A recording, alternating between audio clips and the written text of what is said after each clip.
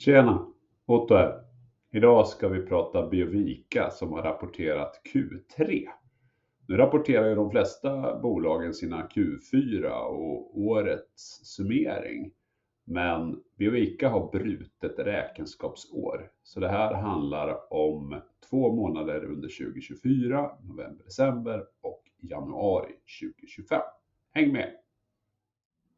Ja, ni som har hängt med i mina nyhetsbrev vet att jag tog Biovica till bevakning under 2024 av den enkla anledningen att bolaget var redo för sin kommersiella resa.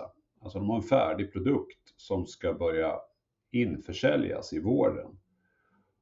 Det jag skrev i min analys när jag släppte den, det var att det var en kamp mot klockan och att den var tvetydig. Det ena är att det är en kamp mot klockan för cancerpatienter att få rätt behandling, vilket Biovica då adresserar. Men det var också en kamp mot klockan för kapitalet, huruvida det skulle räcka.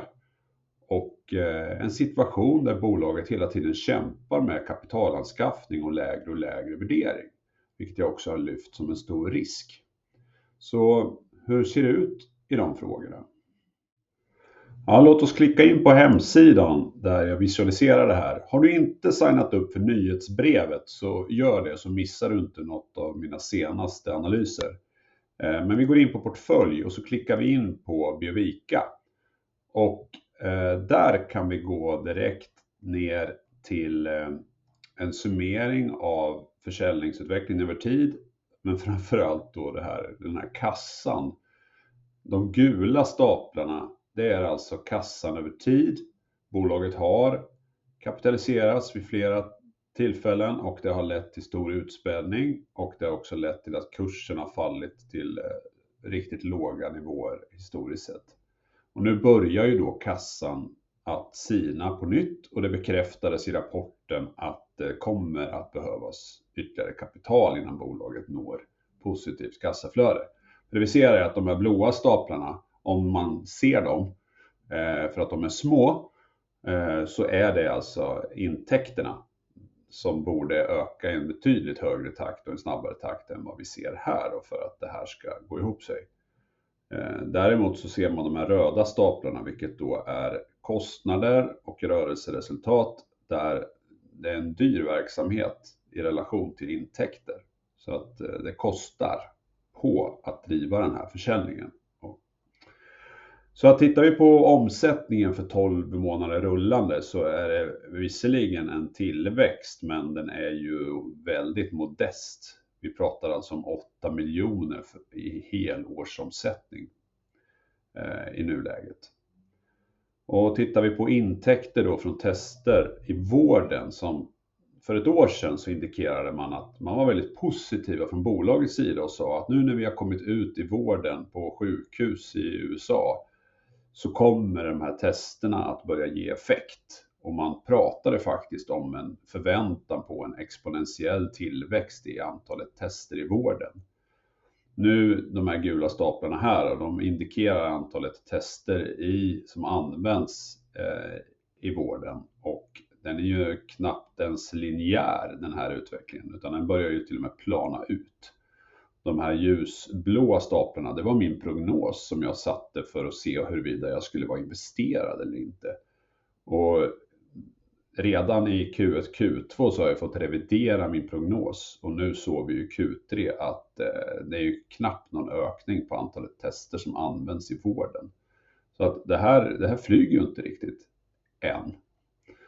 Tittar vi då på intäktsfördelningen så är det inte bara de här testerna i vården som driver intäkter. Den går ju sakta men säkert uppåt, även om det går extremt långsamt. Det är också så att man i ett kliniskt testperspektiv tillsammans med läkemedelsbolag har också intäkter som är de här orangea högre staplarna. Och där används testet vid läkemedelsutveckling. Vilket i sin tur skulle kunna leda till väldigt stora intäkter om det här testet följer ett läkemedel. Och det är ju det som är den stora förhoppningen i det här bolaget, att det här kan ju bli väldigt stort förutsatt att man då lyckas med det. Och sen har man ju fått igång de här testkitten även för Europa. Och det visar sig hittills vara en engångsföreteelse i Q2. För i Q3 så såg vi ingen försäljning i Europa. Men där har man då ingått ett partnerskap nu med en försäljningspartner som ska få igång den försäljningen. Och man har dessutom en pågående förhandling för att få ökad effekt av den här IVD-testerna i USA. Så att det kommer troligtvis nyheter om en USA-partner. Men det här betyder också att man måste dela marginalen med partners för att få upp hastigheten i det här. Men långsamt går det. Och tittar vi på bolagsvärdet. Det här bolaget har ju varit värderat till 1,7 miljarder som mest 2021-2022. Nu hade vi ett annat läge på marknaden. Men nu är vi nere på strax över 100 miljoner. Och det kan ju tyckas vara väldigt lågt för ett bolag som har en färdig produkt som de säljer till läkemedelsbolag och används som tester i vården.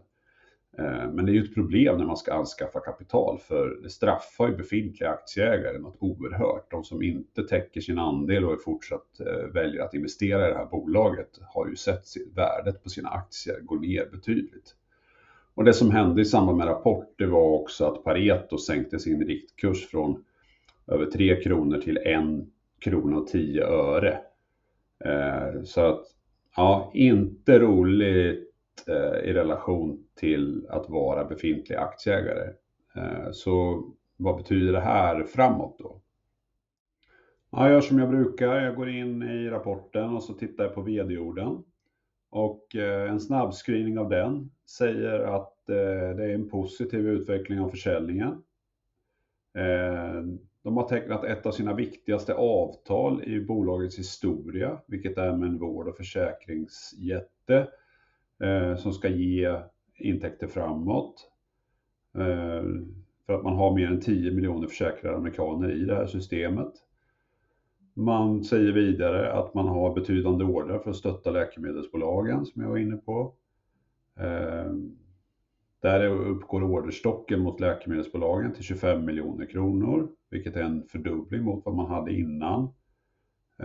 Man säger också att man fortsätter med framfarten i Europa och att testet där kommer nå marknaden.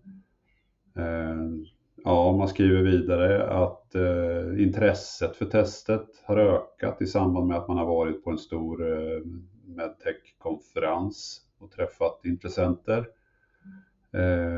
Ja, det fortsätter att radas upp goda nyheter. Man har också initierat ett samarbete med ett bolag som är en intresseorganisation för cancerpatienter, där man ska försöka nå slutkunden, tänkte jag säga, men liksom den här patienten som har drabbats av cancer, för att de själva ska få en förståelse för att det finns snabbare hjälp att få om vården använder rätt tester i kampen mot klockan.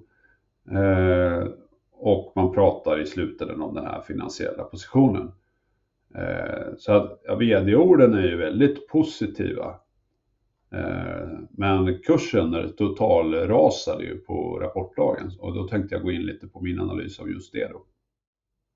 Ja, jag har en ganska enkel förklaring på varför kursen tokrasade på den här rapporten. Oavsett positiva vd-ord så var inte resultaten de som marknaden förväntade sig. Detta i kombination med att bolaget behöver kapital och att den kapitaliseringen inte var löst. För att om de här vd-orden är så starka i relation till potential, då borde det finnas intressenter också som är villiga att investera i det här bolaget. Och det bolaget hade kunnat gjort annorlunda, det är att ha säkrat en riktad nyemission i samband med rapport. Och det har vi ju sett exempel på där andra bolag i liknande situation har varit mycket mer proaktiva i den frågan och därmed skyddat bolaget från den här typen av kursfall. Det här kommer bara gynna de som går in i rätt läge i det här bolaget. Befintliga aktieägare får det otroligt tufft. Men den som kanske går in med större kapital vid en låg värdering och ser värdet av det här kommer vara den som blir vinnaren i slutändan. För det ser inte ut att vara någon snack om att det finns ett värde av produkten, eftersom läkemedelsbolagen fortsätter att köpa in produkten i sina utvecklingsprojekt. Så att det här är ju aktieägarslakt i relation till hur man behandlar aktieägarna. Och då kan man ju säga så här, vad kan man göra annorlunda? Ja, då skulle jag säga så här, titta på Acconeer till exempel som var i liknande läge, lite sämre försäljning än förväntat, men som då lyfter in en ny ägare i samband med rapport som går in med 50% av kapitalet och de andra 50% får befintliga aktieägare stå för. Det gjorde egentligen att kursen trots en dålig rapport gick upp istället för ner. Så det finns bolag som är i liknande sits men som gör det här ungefär 1000 gånger bättre än Biovica. Så det är beklagligt för aktieägarna.